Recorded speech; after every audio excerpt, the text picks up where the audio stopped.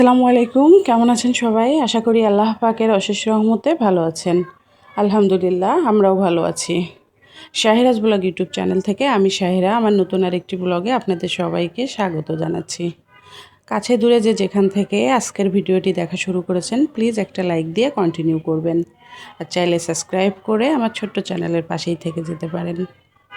তো আজকেও কিন্তু প্রতিদিনের মতো সংসারের কাজকর্ম দিয়েই আমি আমার ব্লগটা সাজিয়েছি, কিন্তু ভয়েস দিতে এত সমস্যা হচ্ছে। চারিদিকে নির্বাচনী প্রচারের কারণে কিন্তু এত নয়েজ হচ্ছে, মিটিং মিছিল সাউন্ড সারাক্ষণ চলতেই আছে রাস্তা দিয়ে। এর কারণে কিন্তু ভয়েস দিতে খুব সমস্যা হচ্ছে। এখনও যখন ভয়েস দিচ্ছি তখন কিন্তু চারিদিকে মিছিল হচ্ছে। জানি না কতটুকু ঠিকঠাক মতো ভয়েস দিতে পারছি। এটা আমার একটা খুব শখের দোলনা। এই দোলনাটা আমার খুবই পছন্দ, আমার পছন্দের জায়গা। এখানে বসে আমি সব সময় অবসর সময়ে চা খেতে বই পড়তে খুব পছন্দ করি। আমার মন ভালো থাকলেও এখানে বসি, আবার যখন মনটা অনেক খারাপ থাকে, ভালো লাগে না, তখনও কিন্তু এখানে বসি। অনেক দিন হলো দোলনাটা সেভাবে পরিষ্কার করা হয়নি।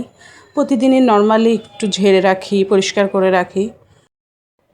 আজকে হাতে একটু সময় ছিল, সকালের নাস্তাটা সিম্পল ছিল, রাত্রে যেহেতু কিছু তরকারি ছিল এজন্য সকালে বেশি ঝামেলা করা লাগেনি। তো এই জন্য যখন সময় পাই তখন কিন্তু ভাবি যে কোন জায়গাটা একটু পরিষ্কার করলে ভালো হয়। তো ভাবলাম দোলনাটাই পরিষ্কার করি। অনেক দিন হলো দোলনাটা এইভাবে পরিষ্কার করা হয়নি। তো দোলনার সিটগুলো উঠাই আমি কিন্তু সুন্দর করে পরিষ্কার করে নিয়েছি। আর এদিক দিয়ে আমার হাজব্যান্ডের কিছু জামা কাপড় ছিল, আয়রন করতে হবে। তো ভাবলাম জামা কাপড়গুলোও আয়রন করে দিই। সবসময় যে আমি আয়রন করি এরকম না, বাইরেও দেওয়া হয়। কিন্তু সমস্যা হয় কি, বাইরে দিলে সময় মতো ড্রেসগুলো দিতে চায় না।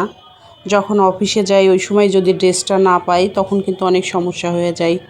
এই জন্য চেষ্টা করি সময় করে একটু বাসাতেই আয়রনগুলো করে দেবার, যাতে সমস্যা না হয়।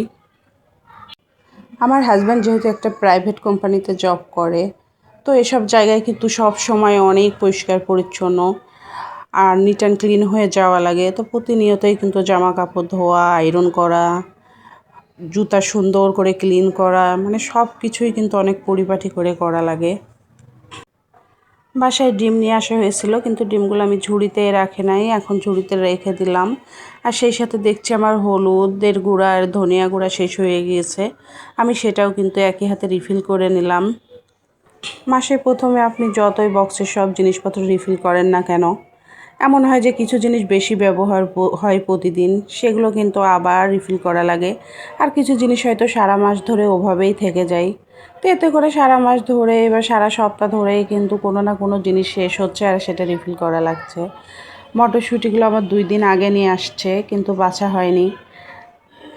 এই ধরনের জিনিসগুলো যেমন কাঁচামরিচ, মটরশুঁটি, যেগুলো এইভাবে ছেলা লাগে, এটা আমার অনেক বোরিং লাগে। তো দেখা যাচ্ছে করে কিন্তু অনেকটা দেরি হয়ে যায়, মটরশুঁটিগুলো নষ্ট হতে লাগছে। তো ভাবলাম মটরশুঁটিগুলোই আগে বেছে নিই, তারপরে দুপুরে রান্না করব। এজন্য কিন্তু আমি এখন মটরশুঁটিগুলোও বেছে নিয়ে ওটা আবার ফ্রিজে গুছিয়ে রেখেও দিয়েছি। আমার হাজব্যান্ড রোজা আছে, তো আজকে কিন্তু বিকালের রান্নাটা একটু স্পেশালি হবে। পোলাও রান্না করব, বেগুন ভাজি করব, সাথে সবজি আর মুরগি। যেহেতু রোজা আছে, তো চেষ্টা করি সব সময় যেদিন রোজা থাকে, মেনলি বৃহস্পতিবারেই থাকে রোজা। আর আমি কিন্তু এখন পোলাওর চালটা খুব ভালো করে ধুয়ে নিয়েছি, পানি ঝরিয়ে এটাকে ভালো করে ভেজে তারপরে কিন্তু রান্না করতে হবে। পোলাওর চালটা যত বেশি ভালো করে ভাজবেন আপনার পোলাওটা কিন্তু তত বেশি ঝরঝরা হবে। আর এর মধ্যে আমি কিছু গাজর আর মটরশুঁটি দিয়ে দিয়েছি। আমার চালটা ভাজা শেষ, আর এখন আমি পরিমাণ মতো পানি দিয়ে দিলাম। এই মগটা আরএফএলের 500 ml একটা মগ। আমি সবসময় এটাতে মেপেই কাজ করি, বিশেষ করে পোলার চাল নেওয়া, এর পরবর্তীতে পানিটা দেওয়া। এই মগটার কারণে কিন্তু আমার অনেক সুবিধা হয়। তো আমি সব সময় পোলাও বলেন, বিরিয়ানি, যখন পানি মেপে দেওয়ার দরকার হয় সবসময় আমি কিন্তু এই মগটা ইউজ করি। চারিদিকে সারাক্ষণ মিটিং মিছিল হচ্ছে, অনেক শব্দ, এর মধ্যে সাউন্ড দেওয়াটাও বেশ সমস্যা হচ্ছে। তারপরেও চেষ্টা করছি। বাসা একেবারে রোডের পাশে, প্রতিনিয়ত মিছিল যাচ্ছে। এরপরে তো বাসার পাশেই বড় ফিল্ড, যেখানে প্রতিদিনই মিটিং হচ্ছে।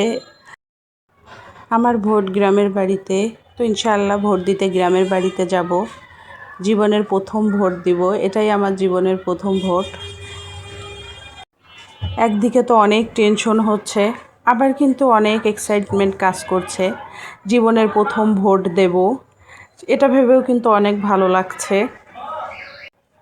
আর আমার বেগুন ভাজিটা কিন্তু হয়ে গেছে, এর মধ্যে পোলাওটাও করা হয়ে গেছে। আমার পোলাওটা কিন্তু অনেক ঝরঝরে হয়েছিল, দেখতেই পাচ্ছেন। প্রায় 6 থেকে 7 ঘন্টা জার্নি করে কিন্তু গ্রামে যেতে হবে, এটাও একটা অনেক বড় কষ্ট। আবার 1 মাস পরে ঈদেও কিন্তু গ্রামে যেতে হবে। তো হচ্ছে কি 1 মাসের ব্যবধানে 2 বার যাওয়াটা অনেক বেশি কষ্টকর হয়ে যাবে। এদিক দিয়ে তো মেয়ের স্কুল ব্যাচ সবই শুরু হয়ে যাবে। বাড়িতে ভোট দিতে গেলেই যে পরের দিনই চলে আসতে পারবে এমন তো না, কয়েকদিন থেকে তারপরে আসা লাগবে। আবার রোজাও শুরু হয়ে যাবে। সব মিলাই মোটামুটি একটা ঝামেলার ভিতরেই আছি। তারপরেও ভোট দিতে যাব, যেহেতু লাইফের প্রথম ভোট, মিস করতে চাচ্ছি না। আমি, আমার হাজবেন্ড, আমাদের দুইজনারই ভোট গ্রামে।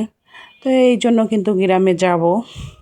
এখন আমি কিন্তু সবজিটা রান্না করে নিচ্ছি। ভাবলাম যে এর সাথে পোলাওর সাথে একটা সবজিও রান্না করি। নর্মালি তো সবসময়ই কথা বলি, কিন্তু যখনই ভয়েস দিতে যাই বা ভাবি যে হ্যাঁ কথা রেকর্ডিং হচ্ছে, তখনই কিন্তু কণ্ঠ জড়াই আসে, কথা বলতে আনইজি ফিল হয়। তো আমার আজকের ব্লগটি এ পর্যন্তই, দেখা হবে নতুন ব্লগে। সে পর্যন্ত আল্লাহ তাআলা সবাইকে ভালো রাখুক, সুস্থ রাখুক, নিরাপদে রাখুক। আল্লাহ হাফেজ।